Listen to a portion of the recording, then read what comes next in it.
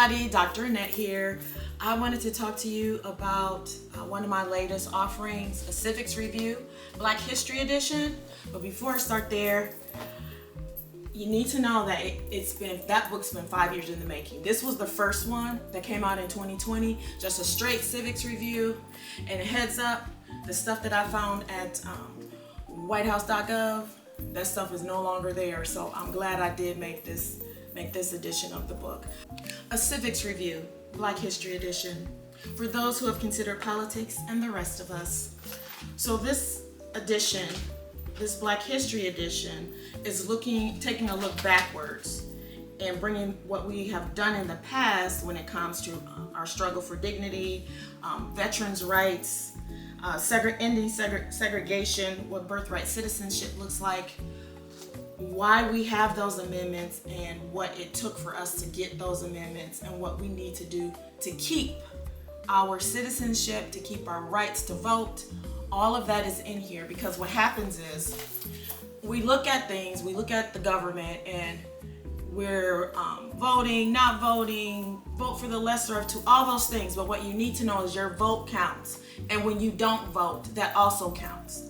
So you need to know how government works, because sometimes things get a little slick and slippery and things change right under your nose and you weren't paying attention. So it's important to understand and know how government works. So that's why we have the Civics review, and that is also why I included the Black History Edition. So in addition to looking at the three branches of government and how all of that works, I'm also bringing in work from previous generations, and we're looking backwards again so we can know what to do now in the present that's going to impact not just our future but the future of the coming generations. So I need you to get this, a Civics Review Black History Edition. It's available at the Sister Circle Writers website. And so in this book it also gives you Project 2025 in a short synopsis as we can get. We can also look at the big beautiful bill. It's talked about in here briefly. So the chapters are short and succinct so that you can get the nitty gritty, and then do your research, do your work as it relates to your local elections and your local representatives and what's happening down from the school board, the mayor. All of that is important.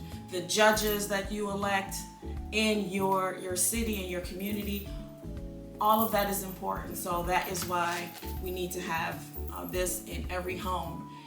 In addition to, we don't have access to our museums anymore and the libraries that house our history. So get your own library at home, build it in your house, and make sure you have a Civics Review Black History Edition. Okay, so out of a Civics Review, I developed this glossary. But as I'm looking and developing the glossary, this came to my mind: Power in Words, Political Terms for Civic Engagement, a glossary for democracy and Black history with discussion questions. So a glossary is looking at how terms are used in a specific context. And so I am looking at how words are used, political terminology, how it's used in the current debate over democracy and fascism right here in the United States. And so the purpose, just to explain terms related to a specific topic, and that topic is policy, how the government works, and politics, how your politicians are speaking and using words. And so the scope is narrow just for that. And we get to learn about the different types of Democrats, because there's not just one kind. You have your Democratic Socialists, progressives, moderates, establishment or traditional Democrats, and then the types of Republicans that you have. And just a lot of different terms, scenarios. Again, looking back, some of the militarized policing, intersectionality, the Jim Crow's laws, intersection, law and order, mass incarceration, redlining, reparations, domestic terrorism, COINTELPRO, counterintelligence program, and many other terms that are used in policy and politics that you might hear but not necessarily know the entire history or context of those words. And then you might have some things you want to talk through and talk about with people that you know in your community. So this would be another great asset for you to have in your home library.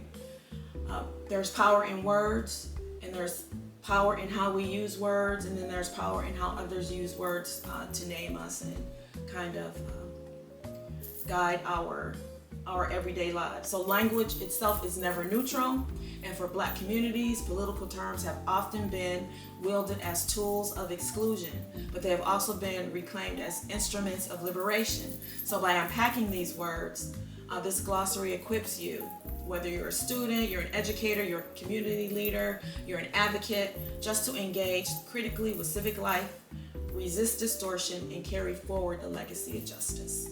Thank you so much. Dr. Ned.